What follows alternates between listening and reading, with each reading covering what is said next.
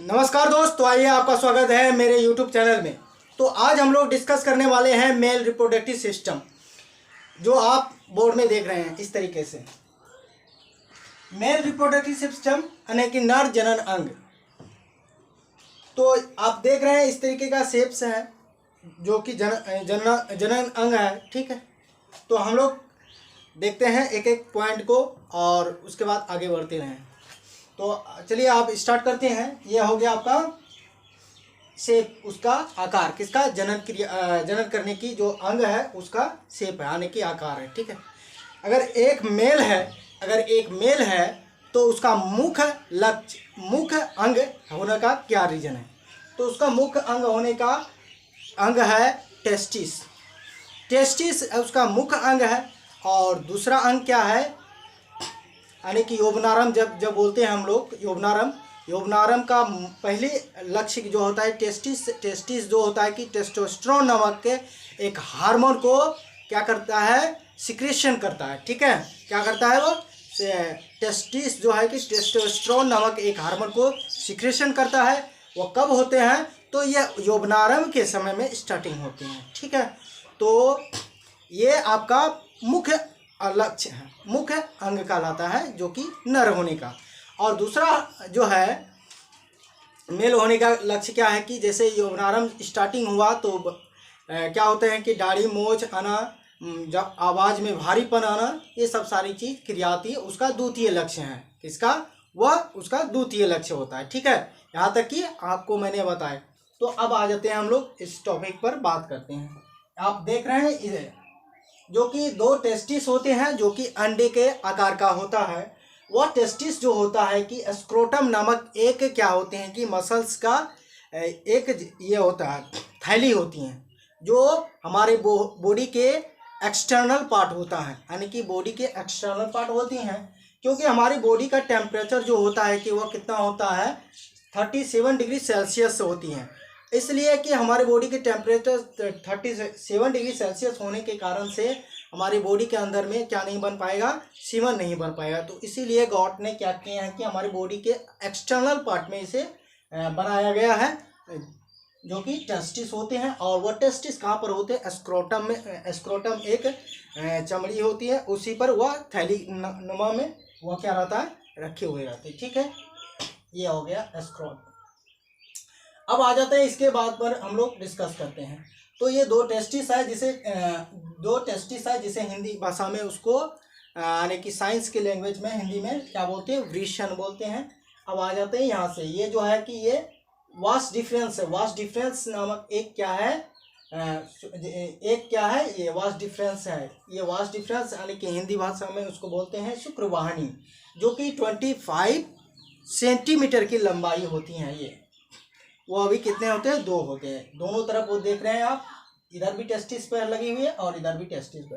तो ये यहाँ पर आया हुआ, तो टेस्टिस यहाँ पर आता है। तो यहाँ से देखते हैं कि ये क्या है, सेमिनल यानी कि शुक्राशय कितने होते हैं? 2 होते हैं।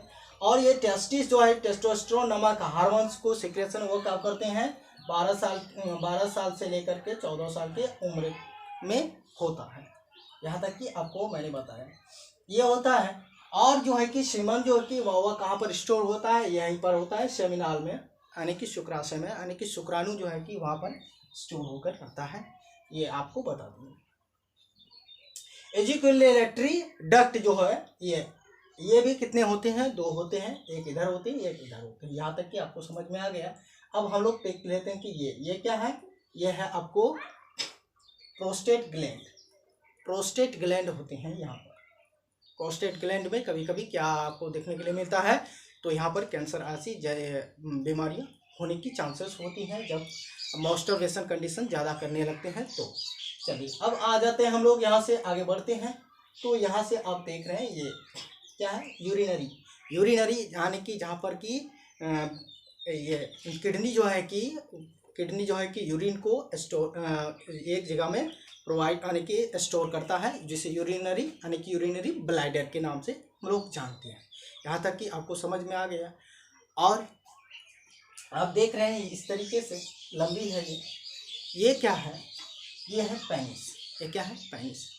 पेनिस से आपको पेनिस के मध्य से जो होता है कि पेनिस के मध्य से क्या गुजरते हैं, यूरिथ्रा, मूत्राशय, यहाँ तक कि आपको समझ में आए, जिससे सीमन भी पास होती हैं और यूरिन भी पास होता है। एक आपको कंफर्म 100% समझ में आ गया होगा। तो एक बार फिर से मैं बताता हूँ, सुन लीजिए।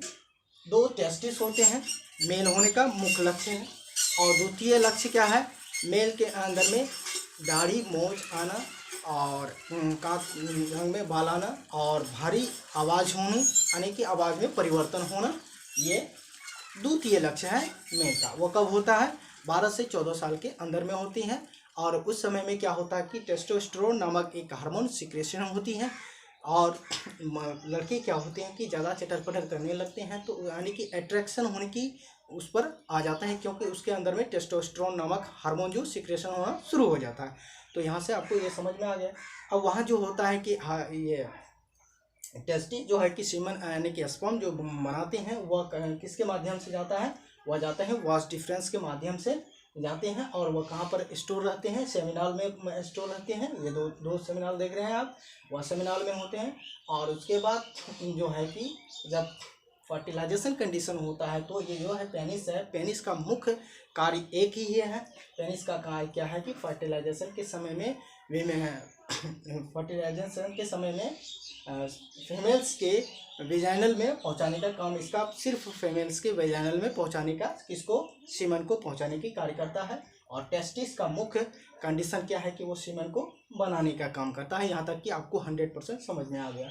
अब हम लोग देखते हैं इसके एक एक पॉइंट को जो लिखे हैं कि उस सारे पॉइंट पर चर्चा करते हैं। लिखा हुआ है कि मेल गैमेटिक्स जो है कि नर युग्मक, और है कि स्पर्म यानी कि जैसे शुक्राणु बोलते हैं। एस्क्रोटम जो कि मैंने आपको बताया, एस्क्रोटम एक क्या है, थैली होती है जो दोनों टेस्टिस जो है कि उसी के अंदर में कवर करके रखा जाता है। कोपुलेटरी ऑर्गन, जिसे हम लोग एक इसको मैथुन अंग के नाम से भी जानते हैं, यहाँ तक कि समझ में आया। एपिडिडमिस जिसे अधिवृषण कहते हैं, और सेमिनिफेरियस ट्यूब्स जिसे शुक्रजनक नलिकाएं कहते हैं। ये है शुक्रजनक नलिकाएं, ठीक है, यहाँ तक कि आपको समझ में आ गया। सीमन आने की जिसे हिंदी भाषा में वेरी बोलते हैं, ठीक है। और इसकी जो है कि ये 200 मिलियंस में होती हैं। शुक्राणु कितने मिलियंस में होते हैं, 200 मिलियंस में होते हैं। कि यहाँ तक कि आपको समझ में आ गया। अब आ जाते हैं कि वो जो शुक्राशय दर्भ नामक यानी कि सेमिनल फ्लूइड होते हैं, वह दर्भ कहते हैं, जिसे सीमन बोलते हैं, ठीक है।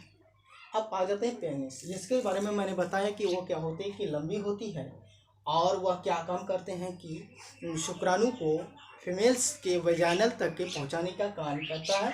ये किससे, स्पर्म को फीमेल्स के वेजाइनल में पहुंचाने का कार्य करता है कौन, पेनिस का ये मुख्य कार्य है, ठीक है। यहाँ तक कि आपको समझ में आ गया। अब आ जाते हैं कि मेल गैमेटिक्स कहते हैं आखिर किस रीजन से, उसको देखते हैं। शुक्राशय सूक्ष्म और सक्रिय एक गुणक कोशिकाएं, ठीक है, जिसकी विकास एवं वृषण की शुक्राणु जनक एवं नलिकाओं में होती है, जिसे नर युग्मक मेल गैमेटिक्स कहते हैं। यहाँ तक कि आपको 100% समझ में आ गया हो। अब हम लोग फिर आगे बढ़ते हैं, कुछ पॉइंट को याद रखते हैं। सीमन जो कि शुक्राणु होते हैं, ठीक है। जो शुक्रवाहिनी, उस शुक्रवाहिनी का करीबन 25 सेंटीमीटर की लंबाई होती है, और मूत्राशय जिसे यूरिन कहते हैं, यूरिन ब्लैडर, जहाँ पर कि यूरिन स्टोर रहते हैं, ठीक है। यहाँ तक कि आपको समझ में आया। अब देखते हैं कि यूरिन मार्ग जो होता है कि वह क्या होता है। यूरिन मार्ग जो होता है कि यानी कि